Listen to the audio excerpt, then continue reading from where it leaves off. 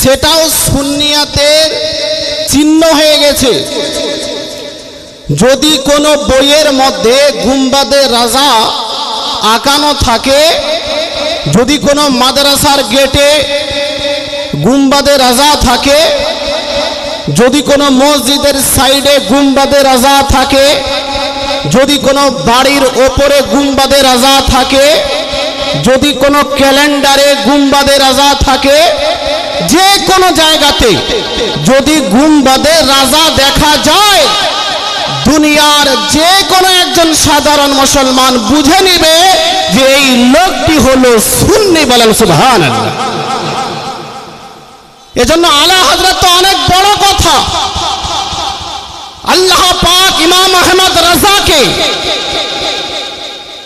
এতটা গ্রহণ করে নিয়েছে যে ইমাম আহমদ রাজার ব্যক্তিত্ব তো ব্যক্তিত্ব, তার গুম্বাদকে সুন্নিয়তের পরিচয় দান করেছেন। বলেন সুবহানাল্লাহ। এজন্য আজ আপনি নিজেকে যাই মনে করেন না কেন, বাতিল পন্থীরা কিন্তু আপনাকে বেরেলভি মনে করে। বাতিল পন্থী যারা, তারা কিন্তু আপনাকে বেরেলভি মনে করে, আলা হযরতের অনুসারী মনে করেই চলে। যদিও নিজের বগজ ও হাসাদের জন্য আলা হযরতের নাম না নেয়, আলা হযরতকে ইগনোর করে, আলা হযরতের সম্মান শ্রদ্ধা না করে, সাইড করতে চায়, কিন্তু বাতিল পন্থীরা তাকেও বেরেলভি মনে করেই চিনে। ये हकीकत है। এজন্য বর্তমান সময়ে প্রয়োজন আছে আলা হযরত রাদিয়াল্লাহু তাআলা আনহুর যে শিক্ষা, সেটাকে ছড়িয়ে দেওয়ার, আলা হযরত রাদিয়াল্লাহু তাআলা আনহুর যে বাণী, সেটাকে ছড়িয়ে দেওয়ার। আপনারা এই আলা হযরতের উর্স উপলক্ষে যে জালসার আয়োজন করেছেন, অবশ্যই এটা ইমাম আহমদ রাজার সঙ্গে ইশক, ভালোবাসা এবং আউলিয়ায়ে কেরামের সঙ্গে ভালোবাসা, যার কারণে আজ এই জালসার আয়োজন। আলহামদুলিল্লাহ। আমি আপনাদের বলি, আজ আমরা মখদুম পাককে ভালোবাসি, হুজুর গরিব নওয়াজকে ভালোবাসি, হুজুর গৌসে পাককে ভালোবাসি, হুজুর সিরাজউদ্দিন আখিয়ে পাককে ভালোবাসি, হুজুর আলাউলাদ পান্ডবীকে ভালোবাসি। দুনিয়াতে যত আল্লাহর নেক বান্দা আছেন, যত আল্লাহর মকবুল বান্দা আছেন, যত কামিল ওলি আছেন, সকলকে আমরা নিজের অন্তর থেকে ভালোবাসি, নিজের অন্তর থেকে প্রেম করি, তাদের মহব্বত করি। কিন্তু যদি জিজ্ঞেস করা হয়, মখদুম পাককে আমরা কেউ দেখিনি, গরিব নওয়াজকে কেউ আমরা দেখিনি, গৌসে পাককে আমরা কেউ দেখিনি, আলাউলাদ পান্ডবীকে আমরা কেউ দেখিনি, সিরাজউদ্দিন আনিয়ে পাককে আমরা দেখিনি, আলা হযরতকে আমরা কেউ দেখিনি, তা সত্ত্বেও একজন মানুষ নিজের জীবন থেকেও অনেক সময় আউলিয়ায়ে কেরামকে ভালোবাসে, আউলিয়ায়ে কেরামের কথার উপরে আমল করে। জিজ্ঞেস করা হয় যে এই আল্লাহর ওলির ভালোবাসা, আল্লাহর ওলির মহব্বত একজন ব্যক্তির মধ্যে কিভাবে প্রবেশ করলো, কিভাবে তার অন্তরে ঢুকে গেল? যদি আজ কেউ এই প্রশ্ন আপনাকে করে, তো আপনি এই আয়াত পেশ করবেন।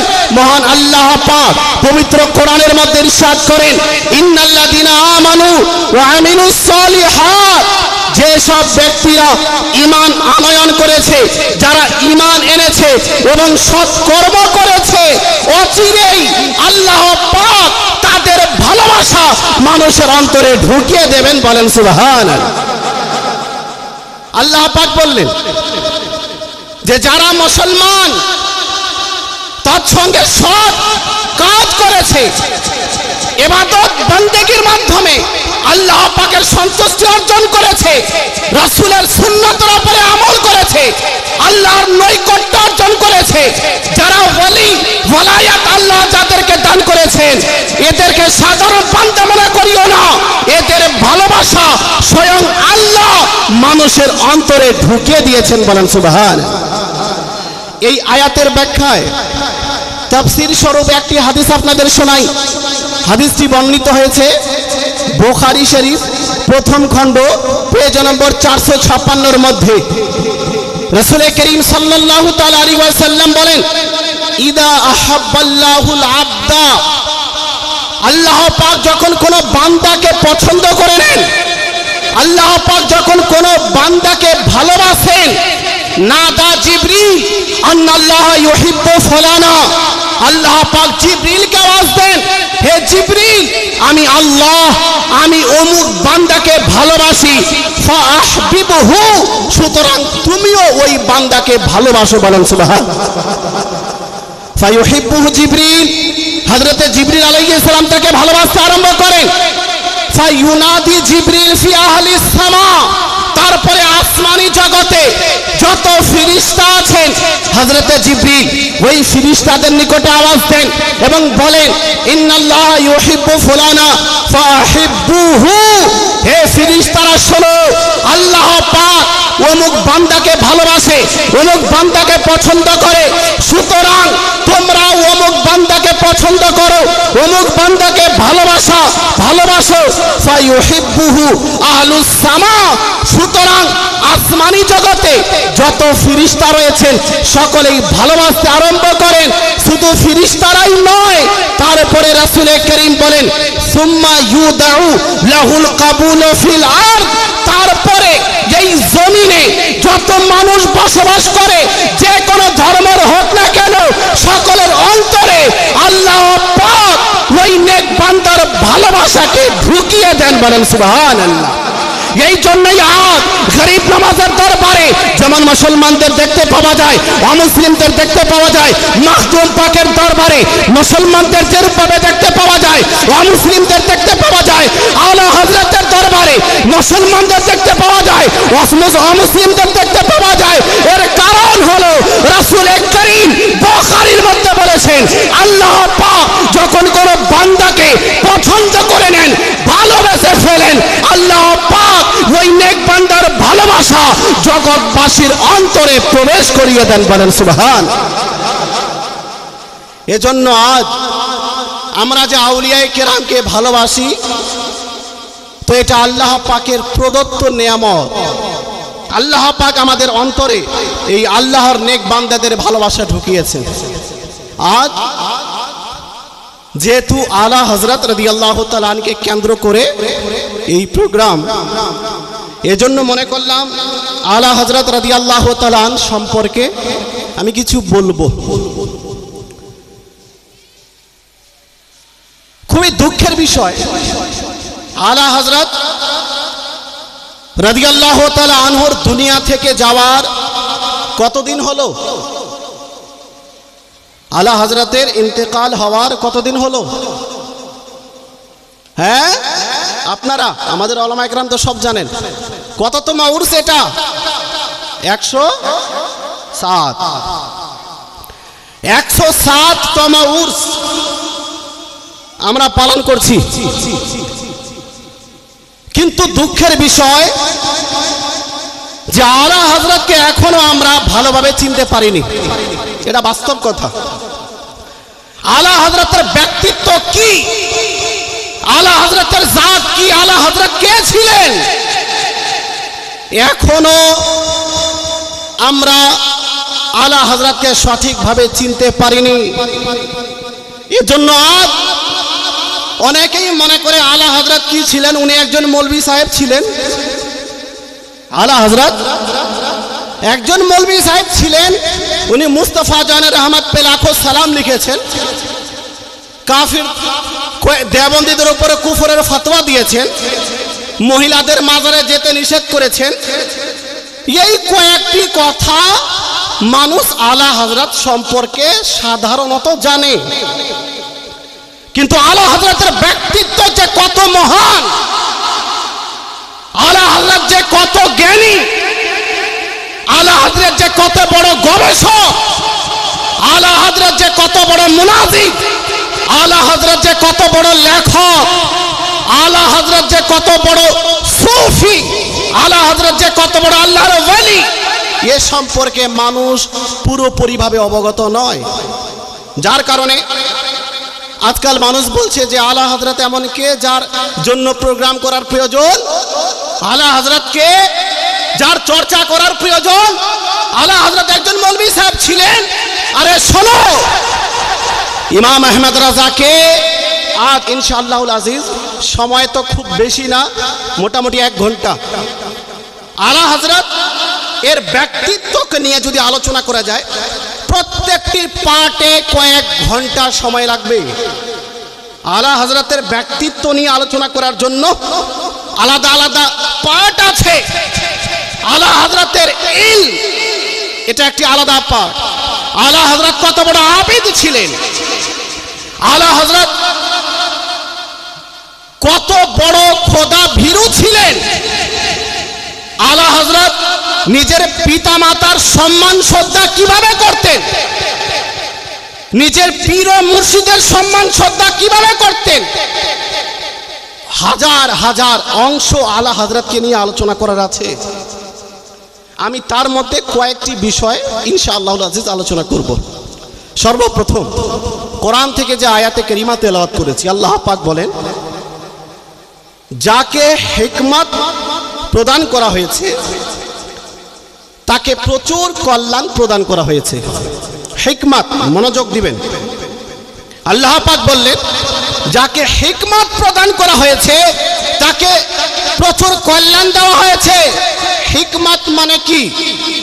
তাফসীরে মাদারিকের মধ্যে হিকমতের কয়েকটি ব্যাখ্যা করা হয়েছে। হিকমত বলতে কোরআনকে বোঝানো হয়েছে, দ্বিতীয় হিকমত বলতে হাদিসকে বোঝানো হয়েছে, তৃতীয় হিকমত বলতে ইলমে ফিকহকে বোঝানো হয়েছে, কেউ কেউ নবুওয়াতকে বুঝিয়েছেন। তো এটা তো আমাদের নবী পর্যন্ত শেষ নবুওয়াত, তারপরে আর নেই। কিন্তু কোরআনের মধ্যে দক্ষতা, হাদিসের মধ্যে দক্ষতা, ফিকহ শাস্ত্রের মধ্যে দক্ষতা, এটা কিয়ামত পর্যন্ত জারি থাকবে। আমি বলতে চাই যে এই হিকমত ব্যাপারে আল্লাহ পাক কোরআনের মধ্যে বললেন যাকে হিকমত প্রদান করা হয়েছে তথা কোরআনের গভীর জ্ঞান দান করা হয়েছে, হাদিসের গভীর জ্ঞান দান করা হয়েছে, ফিকহ শাস্ত্রের গভীর জ্ঞান দান করা হয়েছে, এই রকম ব্যক্তিকে আল্লাহ পাক প্রচুর কল্যাণ দান করেছেন। বলেন সুবহানাল্লাহ। এবার আমি দেখব যে আলা হযরত ইলমুল কোরআনে কত বড় পারদর্শী ছিলেন, কত মাহির ছিলেন, কোরআন সম্পর্কে উনার কতটা জ্ঞান ছিল। কয়েকটি বিষয়, ইলমুল কোরআন, ইলমুল হাদিস, ইলমুল ফিকহ এবং সায়েন্সে আলা হযরত রাদিয়াল্লাহু তাআলা আনহুর কত দক্ষতা ছিল। আমি চাইলে বিভিন্ন বিষয়ে কিন্তু কথা বলতে পারবো, আলহামদুলিল্লাহ এক্সপেরিয়েন্স আমার আছে। কিন্তু আজ আমি চাই যে আলা হযরতের পরিচয় আপনাদের সামনে একটু তুলে ধরার চেষ্টা করি, কারণ আলা হযরতকে এখনো আমরা ভালোভাবে জানি না যে আলা হযরতের ব্যক্তিত্ব কি। এজন্য আলা হযরতের সম্পর্কে কিছু গুরুত্বপূর্ণ কথা, ইলমুল কোরআন সম্পর্কে আলা হযরতের কত জ্ঞান ছিল, এই কোরআনে আলা হযরত কত মাহির ছিলেন আপনাদেরকে শোনাই। তার পূর্বে একবার আসুন সকলে মিলে রাসূল করিম সাল্লাল্লাহু তাআলা আলাইহি ওয়াসাল্লামের উপরে ভক্তি ভরে মহব্বতের সঙ্গে দরুদ পাঠ করি, এই উদ্দেশ্যে যে রাসূল করিম সাল্লাল্লাহু আলাইহি ওয়াসাল্লাম পবিত্র হাদিস শরীফের মধ্যে বলেন, মান সাল্লা আলাইয়া সালাতাল ওয়াহিদা সাল্লাল্লাহু আলাইহি আশারা সালাওয়াত, যে ব্যক্তি আমার উপরে একবার দরুদ পাঠ করে আল্লাহ পাক তার উপরে 10টি রহমত অবতীর্ণ করেন। বলেন সুবহানাল্লাহ। একবার দরুদ পাঠ করলে 10টি রহমত। তারপরে নবী সাল্লাল্লাহু আলাইহি ওয়াসাল্লাম বললেন, হুত্তাত আনহু আশারু দারাজাত, তার 10টি গুনাহকে ক্ষমা করে দেওয়া হবে। ওয়া রুফিআত লাহু আশারু দারাজাত, এবং তার সঙ্গে তার 10টি মর্যাদা আল্লাহ পাক বৃদ্ধি করে দেবেন। বলেন সুবহানাল্লাহ। এজন্য রাসূল কারীমের মহব্বত ভালোবাসা অন্তরে রেখে উচ্চ স্বরে দরুদ পাঠ করি, পড়ুন আল্লাহুম্মা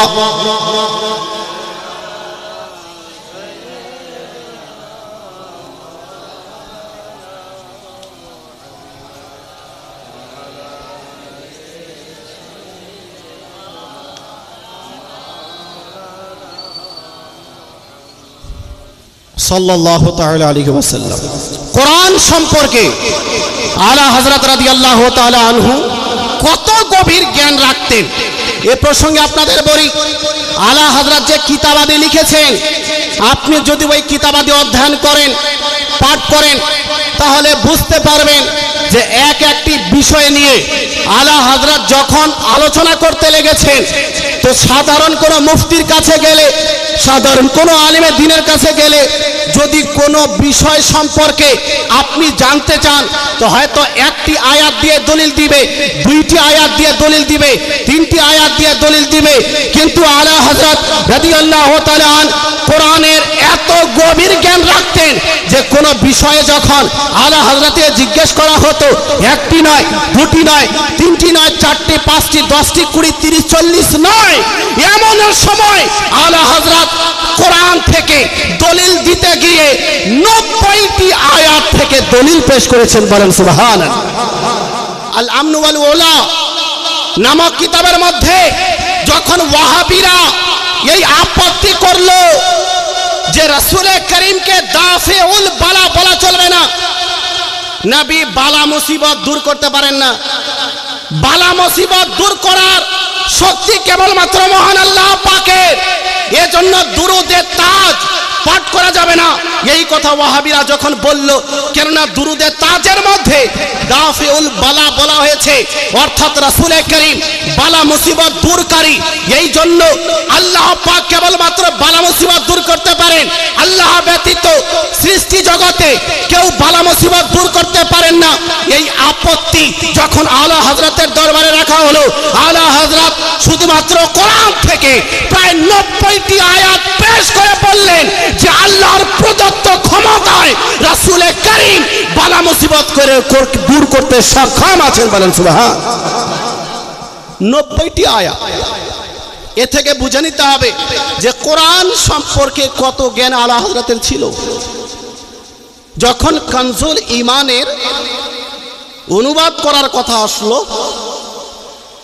হুজুর সদরুস শরিয়া রাহমাতুল্লাহি তাআলা আলাইহি যখন হুজুর আলা হযরতের দরবারে উপস্থিত হলেন এবং বললেন, হুজুর উর্দু ভাষায় একটি অনুবাদের খুব প্রয়োজন, এজন্য আপনি কোরআনুল কারীমের একটি বিশুদ্ধ উর্দু ভাষায় অনুবাদ করে দিন। আলা হযরত রাদিয়াল্লাহু আনহু বললেন যে অনুবাদের জন্য আমার কাছে এক্সট্রা সময় নেই, আমি বিভিন্ন কাজে ব্যস্ত, এজন্য এক্সট্রা ভাবে সময় নেই। তবে হ্যাঁ, যদি তুমি চাও যে এর অনুবাদ হয়ে যাক, তাহলে রাত্রিবেলা যখন আমি ঘুমাতে যাব ওই সময় আমার কাছে চলে আসবে, দুপুরবেলা খাবার পরে যখন আমি একটু রেস্ট নিব ওই সময় আমার কাছে চলে আসবে, ইনশাআল্লাহুল আজিজ আমি অনুবাদ করিয়ে দেব। কোরআন সম্পর্কে আলা হযরতের কত গভীর জ্ঞান ছিল, এ থেকে অনুমান করতে পারেন যে হুজুর সদরুস শরিয়া কোরআন শরীফ নিয়ে উপস্থিত হতেন, এক দিক থেকে আয়াত তেলাওয়াত করতেন, আলা হযরত সঙ্গে সঙ্গে কোরআনুল কারীমের ওই আয়াত সমূহের অনুবাদ করে দিতেন। বলেন সুবহানাল্লাহ। আমরা যদি আরবি ভাষায় কোনো কিতাবের অনুবাদ করি, তো অনেক সময় ডিকশনারি নিয়ে বসি, লুগাত নিয়ে বসি, বিভিন্ন কিতাবাতে নিয়ে বসি, অনুবাদ করতে হবে, অনুবাদ যেন বিশুদ্ধ হয়। কিন্তু আলা হযরত এত গভীর জ্ঞানের মালিক ছিলেন যে কোরআনের আপনার অনুবাদ করছেন কোন লুগাতকে সামনে রেখে নয়, কোন অভিধানকে সামনে রেখে নয়, কোন ডিকশনারিকে সামনে রেখে নয়, কোন তাফসীরের কিতাবকে সামনে রেখে নয়, নরমাল অবস্থায় আলা হযরত যেমন থাকতেন তদ্রূপ নরমাল অবস্থায় কানজুল ঈমান অনুবাদ আকারে আমাদেরকে দান করেছেন। বলেন সুবহানাল্লাহ। কত গভীর জ্ঞানের মালিক হলে এত বড় কাজ করা সম্ভব হয়। তারপরে হুজুর মুহাদ্দিস আজমে হিন্দ সৈয়দ মুহাম্মদ আশরাফি রাদিয়াল্লাহু তাআলা আনহু উনি বলেন যে আলা হযরত যে অনুবাদ করেছেন কানজুল ঈমান, এই কানজুল ঈমানের উপমা পূর্বে না আরবি ভাষায় আছে, না ফার্সি ভাষায় আছে, না উর্দু ভাষায় আছে। আলা হযরত যে অনুবাদ করেছেন এর উদাহরণ দেওয়া যাবে না, এর উপমা দেওয়া যাবে না, উদাহরণহীন হলো কানজুল ঈমান। বলেন সুবহান। শুধু তাই না, হুজুর মুহাদ্দিস আজমে হিন্দ বললেন যে আলা হযরত অনুবাদ করার সময় যেই শব্দকে যেই জায়গায় রেখেছেন অনুবাদ হিসাবে, সেই শব্দ ছাড়া সেই জায়গাতে অন্য কোনো শব্দ রাখাই যাবে না। বলেন সুবহানাল্লাহ। এত সুন্দর অনুবাদ। হুজুর মুহাদ্দিস আজমে হিন্দ বললেন যে এটা তো উর্দু ভাষার রুহে কোরআন। একজন ব্যক্তি যদি ট্রান্সলেট পড়ছে, কানজুল ঈমান পড়ছে উর্দু ভাষায়, হুজুর মুহাদ্দিস আজমে হিন্দ বলছেন সে বাস্তবে উর্দু ভাষায় কোরআন পড়ছে। বলেন সুবহানাল্লাহ। কেননা আলা হযরত যে অনুবাদ করেছেন এটা বাস্তবে এমন অনুবাদ যেটাকে তাফসীরকে সামনে রেখে করা হয়েছে, এমন অনুবাদ যেই অনুবাদ পড়লে মানুষের ঈমান তাজা হয়ে যায়।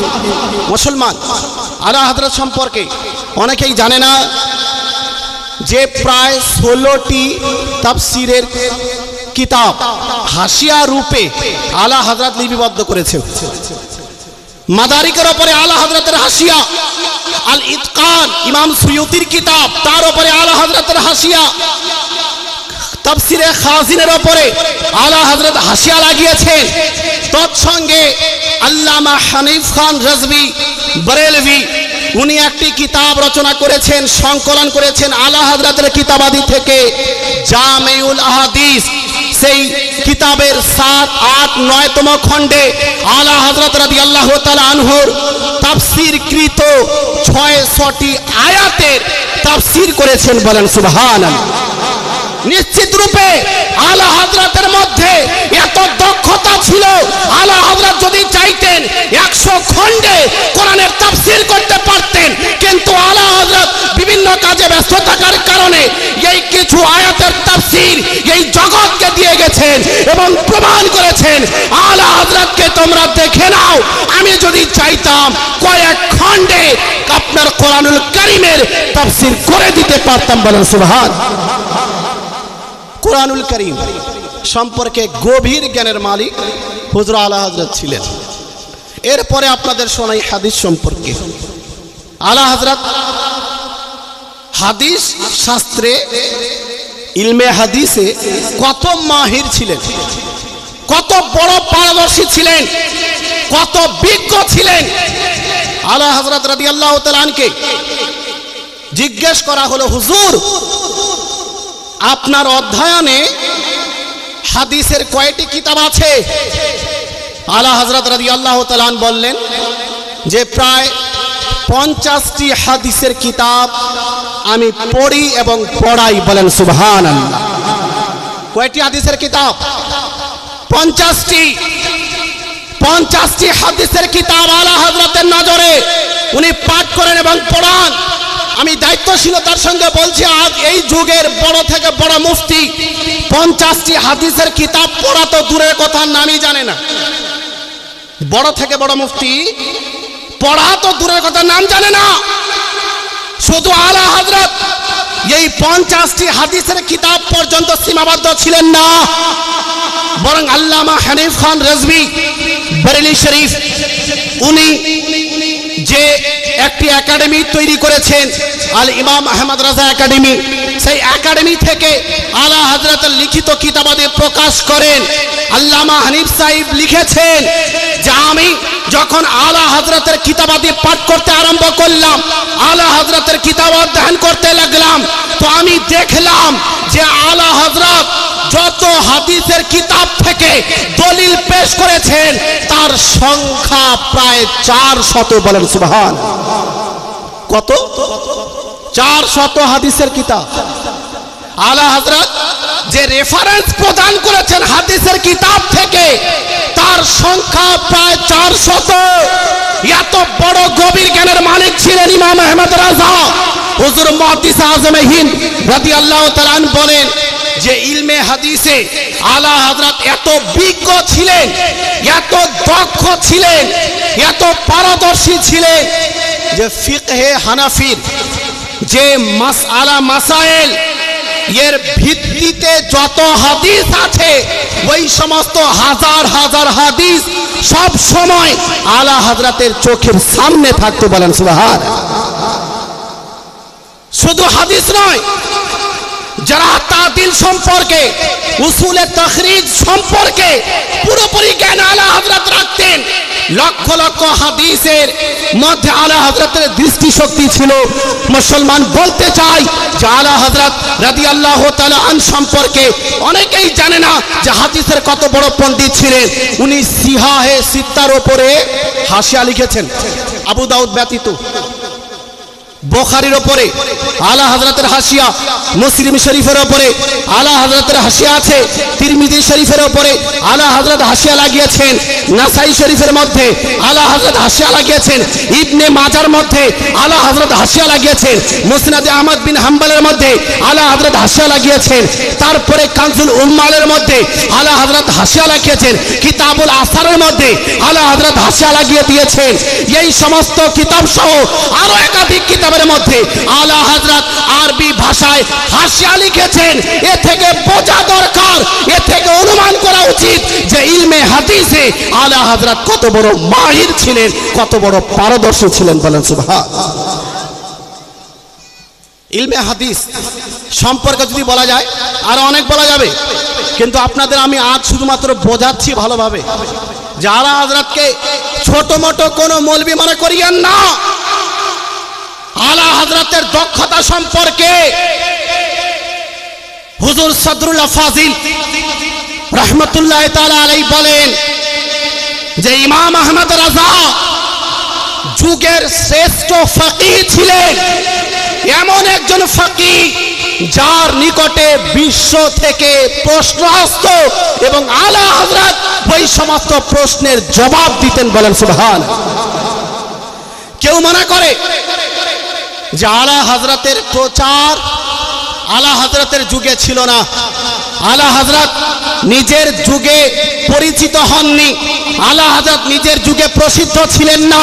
কিন্তু আমি বলতে চাই যে হুজুর আলা হযরত ফাতাওয়া রাজাবিয়ার মধ্যে নিজে লিখেছেন যে অধমের কাছে ভারতবর্ষ, তখন পাকিস্তানও ছিল, বাংলাদেশে ছিল। আলা হযরত বলেন যে অধমের নিকটে পাকিস্তান সহ বাংলাদেশ সহ যে অখণ্ড ভারত, এই অখণ্ড ভারত থেকে ইস্তিফতা আছে, প্রশ্ন আছে।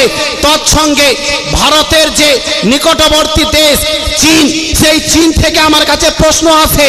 এমনকি আমেরিকা, আফ্রিকা থেকে প্রশ্ন আছে।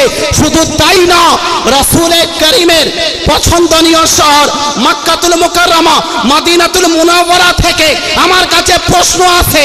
আর এত বেশি প্রশ্ন আমার নিকটে আছে যে এক এক সময়ে 500 প্রশ্ন জমা হয়ে যায়। বলেন সুবহানাল্লাহ। কত প্রশ্ন? 500। এটা আলা হযরত যদি নিজের যুগে প্রসিদ্ধ না থাকতেন, আলা হযরতকে দুনিয়া যদি না জানতো, প্রশ্ন কিভাবে আসছে আলা হযরতের দরবারে?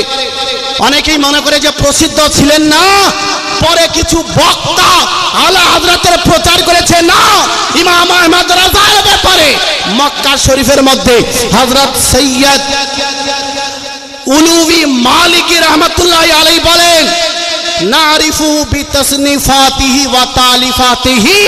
হে জগৎবাসী শোনো, আমরা ইমাম আহমদ রাজাকে তার কিতাবাতের জন্য জানি।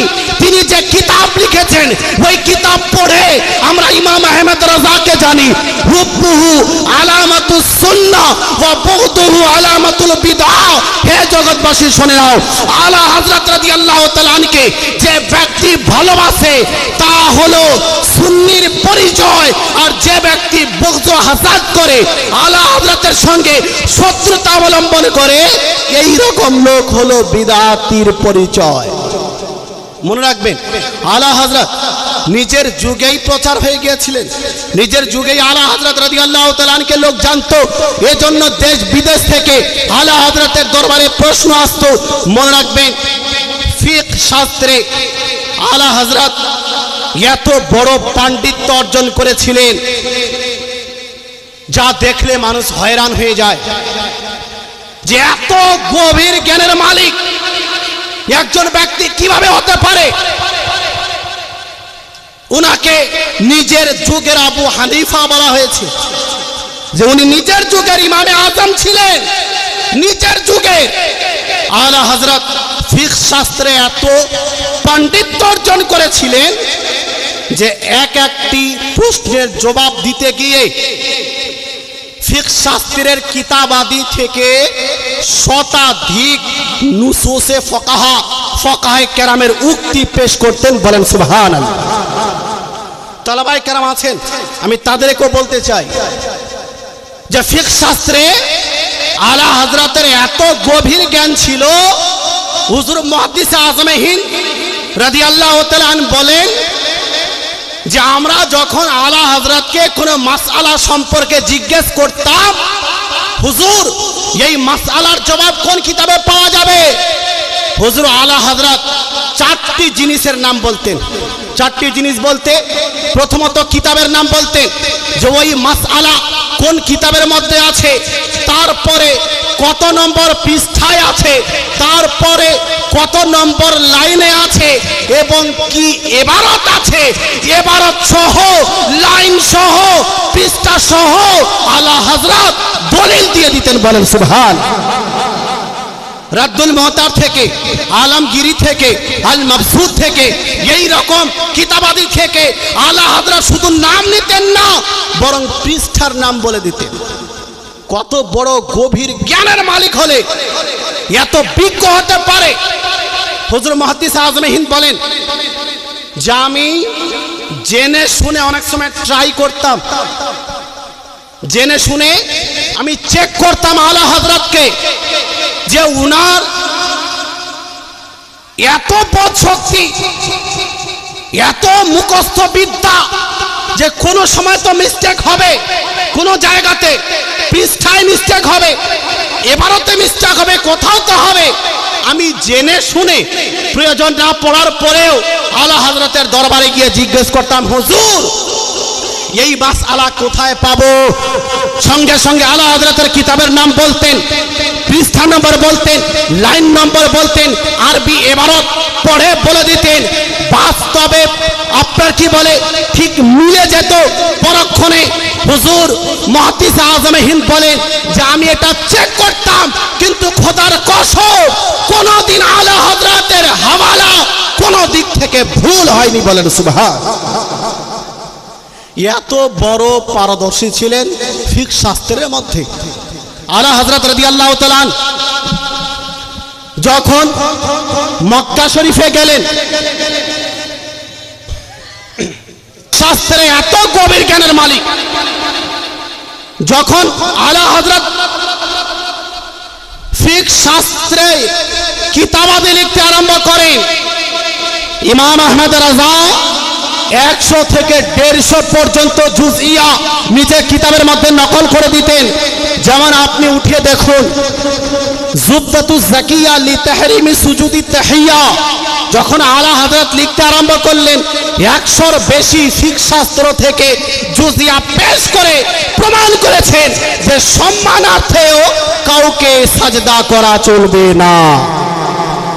এই রকম গভীর জ্ঞানের মালিক আলা হযরতের যে লিখিত কিতাব, এর সংখ্যা 1400, প্রায় 1500। আমাদের উলামায়ে কেরাম বলেন 1000 থেকে বেশি। আল্লামা আব্দুস সাত্তার হামদানি উনি 1400 কিতাবের কথা বলেছেন। জামিউল হাদিসের মধ্যে ওনার অভিমত আছে, ওই অভিমতে লিখতে গিয়ে বলেছেন আলা হযরত রাদিয়াল্লাহু তাআলা 1400 কিতাবের রাইটার। বলেন সুবহানাল্লাহ। আজ পর্যন্ত ভারতবর্ষের মাটিতে জন্মগ্রহণ করেনি কেউ যে 1400 কিতাব লিখেছেন। আলা হযরতকে আজ যারা মৌলবি মনে করে, শোনো, আলা হযরত নিজের যুগে সর্বশ্রেষ্ঠ ফকিহ ছিলেন। মুজাদ্দিদে আজম ছিলেন, সর্বশ্রেষ্ঠ মুফাসসির ছিলেন, সর্বশ্রেষ্ঠ গবেষক ছিলেন, সর্বশ্রেষ্ঠ মুনাজির ছিলেন, আল্লাহ আউলিয়া কামিল ছিলেন। এই জন্য আলা হযরত সম্পর্কে কথা বলার জন্য আগে ভাবতে হবে আলা হযরত সম্পর্কে শুধু আমাদের ভারতবর্ষের উলামায়ে কেরাম নয়, বরং মক্কা মদিনার উলামায়ে কেরাম নিজের মাথা পর্যন্ত ইলমের কারণে নত করেছেন আলা হযরতের দরবারে।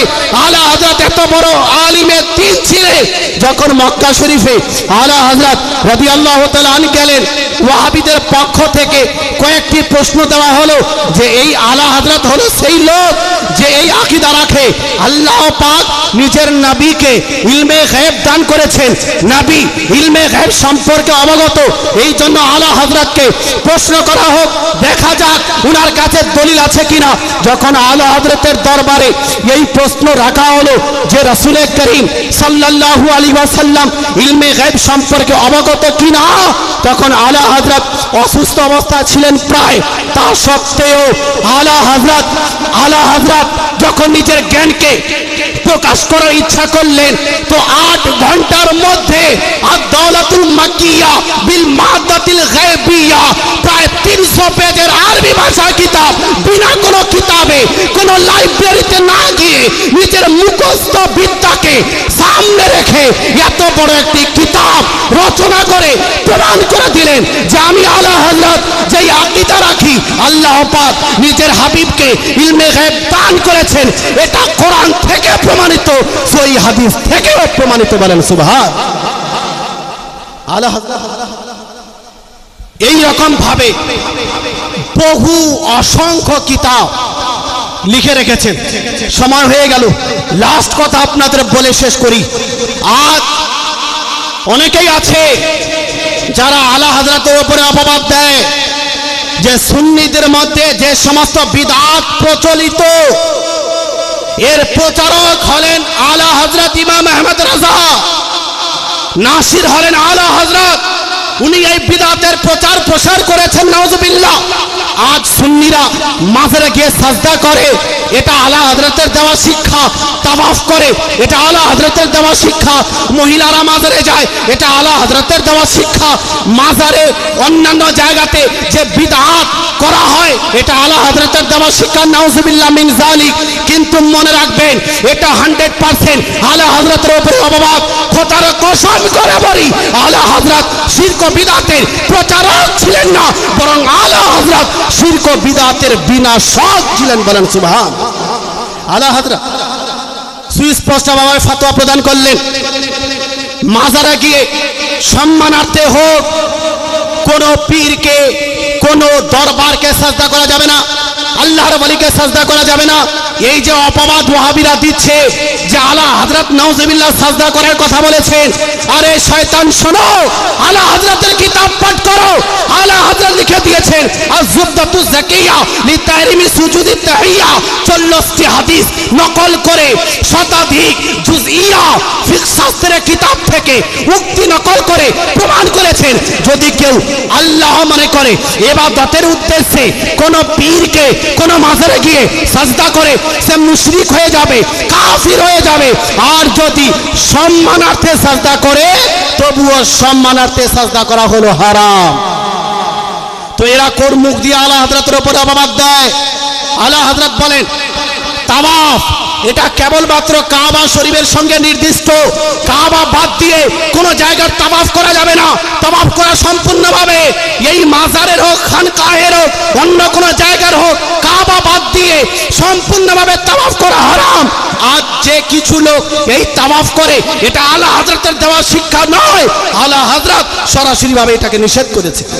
তৎসঙ্গে মহিলারা মাজারে যায়, এরা বলে আলা হযরতের দেওয়া শিক্ষা। নাউজুবিল্লাহ। না না, ইমাম আহমদ রাজা একটি কিতাব পর্যন্ত রচনা করে দিয়েছেন মহিলাদের ক্ষেত্রে মাজারে যাওয়ার নিষেধ, চলবে না। মনে রাখবেন যেই সমস্ত কুকর্ম আজ প্রচলিত আলা হযরত এই সমস্ত বিদআতকে এই সমস্ত কুসংস্কারকে নিজের কিতাব ফাতাওয়া রাজবিয়ার মধ্যে নিষেধ করেছেন। যদি কেউ করে সেটা তার পার্সোনাল ভুল, আলা হযরতের উপরে এই রকম আরোপ করা চলবে না। এজন্য মুসলমান আলা হযরত সম্পর্কে বহু বলার আছে, উনি শুধু আলিম ছিলেন না, বিশাল বড় বৈজ্ঞানিক ছিলেন। কি মনে করেন? সময় হয়ে গেছে, আমি বাড়াচ্ছি না। লাস্ট কথা, আলা হযরত বিশাল বড় সায়েন্টিস্ট ছিলেন, বিশাল বড় বৈজ্ঞানিক ছিলেন। অনেকেই হয়তো জানে না। শুধু বৈজ্ঞানিক উনি ছিলেন না, বরং এর উপরে আলা হযরতের কিতাবও আছে। ফজে মুবিন দার রদ্দ হরকতে জমিন, আলা হযরত কিতাব পর্যন্ত রচনা করেছেন। আপনার কেউ বলে মঈনুল মুবিন কিতাব রচনা করেছেন এবং প্রমাণ করে দিয়েছেন যে বৈজ্ঞানিকরা যেই ধারণা সমাজের মধ্যে প্রচার করেছে যে সূর্য নিজের জায়গায় স্থির আছে, এই পৃথিবী এই জমিন চারদিকে ঘোরাফেরা করে না, আলা হযরত জ্যোতির্বিদ্যার মাধ্যমে প্রমাণ করেছেন পৃথিবী এই জমিন এই আসমান নিজ জায়গাতে স্থির আছে, আর সূর্য নক্ষত্র নিজ কক্ষপথে ঘোরাঘুরি করছে। শুধু কোরআনের আয়াত দিয়েই না, জ্যোতির্বিদ্যার মাধ্যমে আলা হযরত প্রমাণ করেছেন। আজ পর্যন্ত কেউ তার খণ্ডন করতে পারেনি, আর কিয়ামত পর্যন্ত কেউ সেই কিতাবের খণ্ডন করতে পারবে না। এজন্য আলা হযরতকে যেমন তেমন ব্যক্তিত্ব মনে করি আর না, উনি ওলিয়ে কামিল ছিলেন। অনেক পয়েন্ট বলার আছে, ঘন্টার ঘন্টা সময় লাগবে আলা হযরতের উপরে বলার জন্য। আল্লাহ পাক আমাদের উপরে কৃপা করেছেন যে আমরা আলা হযরতকে ভালোবাসি, আলা হযরতকে মহব্বত করি, তার অনুকরণ করি। ভাই বলতে চাই যে আলা হযরতের জন্য প্রোগ্রাম করলাম, শুনে নিলাম, ওনার ব্যক্তিত্ব সম্পর্কে অবগত হলাম। এতদূর পর্যন্ত আমাদের সীমাবদ্ধ থাকলে হবে না। আলা হযরত আমাদের দায়িত্ব দিয়ে গেছেন, তার মধ্যে একটি দায়িত্ব আমি আপনাদের বলি। আলা হযরত বলেছেন বিশেষ কয়েকটি আমি তোমাদের দায়িত্ব দিয়ে গেলাম, 10টি দায়িত্ব। তার মধ্যে একটি হলো বড় বড় মাদ্রাসা যেন খোলা হয়, আজিমুশ শান মাদারিস কায়েম কি যায়। বড় বড় মাদ্রাসা প্রতিষ্ঠান, বড় বড় মাদ্রাসার প্রতিষ্ঠা করার কথা আলা হযরত বলেছেন। কারণ এই মাদ্রাসা হলো শিক্ষা কেন্দ্র। আজ কোন নবী, নতুন নবী এই দুনিয়ায় আসবে না, দ্বীন ইসলামের প্রচার প্রসার কে করবে? এই জন্য এই মাদ্রাসা ইসলামের জড়, ইসলামের মূল। এই জন্য ইমাম আহমদ রাজা সর্বপ্রথম বললেন যেন বেশি বেশি করে মাদ্রাসা নির্মাণ করা হয়। ওই মাদ্রাসা থেকেই হাফিজ বের হবে, ওই মাদ্রাসা থেকেই কারি বের হবে, ওই মাদ্রাসা থেকেই আলিম বের হবে, ওই মাদ্রাসা থেকে ফাজিল বের হবে, ওই মাদ্রাসা থেকে মুফতি বের হবে, গবেষক মুনাজির বের হবে। যদি আলিম না হয়, হাফিজ না হয়, কারি না হয়, লেখক গবেষক মুনাজির যদি না হয়, ইসলামের প্রচার কে করবে? ইসলামের প্রসার কে করবে? এই জন্য আলা হযরতের এই কথার উপরে আলহামদুলিল্লাহ আপনারা আমল করেছেন। এত বড় একটি প্রতিষ্ঠান কায়েম করেছেন, যেই প্রতিষ্ঠান থেকে হাজার হাজার ছাত্র গোটা পশ্চিমবঙ্গে শুধু নয় বরং ভারতের আনাচে কানাচে পৌঁছে দ্বীন সুন্নিয়াতের প্রচার প্রসার করছে, শরীয়তের খিদমত করছে, দ্বীন ইসলামের খিদমত করছে। আমি বলতে চাই আলা হযরতের এই উক্তিকে সামনে রেখে যতদূর সম্ভব এই মাদ্রাসাকে আরো উন্নতর দিকে নিয়ে যান। বলেন ইনশাআল্লাহ, বলেন ইনশাআল্লাহ। শুধুমাত্র জলসা করব বাস হয়ে গেল না, আলা হযরত যে কাজ করার কথা বলেছেন আমাদের সেই কাজ করার চেষ্টা করতে হবে, আর ইবাদতের দিকে আমাদের এগিয়ে আসতে হবে। নামাজ সম্পর্কে আলা হযরত বলেন এক ওয়াক্ত যদি কেউ জেনে শুনে নামাজ ছেড়ে দেয়, ফাতাওয়া রাজবির মধ্যে 9তম খণ্ডের মধ্যে হাজার হাজার বছর তাকে জাহান্নামে থাকতে হবে। যে এটা না যে আমি রেজভি হয়ে গেলাম, আশরাফি হয়ে গেলাম, কালিমি ফাসি অমুক সিলসিলার মুরিদ হয়ে গেলাম, আমার দায়িত্ব শেষ, নামাজ পড়বো না। নামাজ কম্পালসারি, এটা পড়তেই হবে। আউলিয়ায়ে কেরামকে ভালোবাসার মানে হলো, মুরিদ হওয়ার মানে হলো আউলিয়ায়ে কেরামের পথে চলা, আউলিয়ায়ে কেরামের অনুকরণ করা। আল্লাহ পাক আমাদের সবাইকে আলা হযরতের গোলাম হিসেবে কবুল করেন এবং সমস্ত আউলিয়ায়ে কেরামের গোলাম হিসেবে কবুল করেন। আমাদের সকলকে আলা হযরতের মিশনের উপরে প্রতিষ্ঠিত থাকার তৌফিক দান করেন, আলা হযরতের মিশনকে এগিয়ে নিয়ে যাওয়ার তৌফিক দান করেন। বলেন আল্লাহুম্মা আমিন। এখান থেকে শেষ করলাম। ওয়া মা আলাইনা।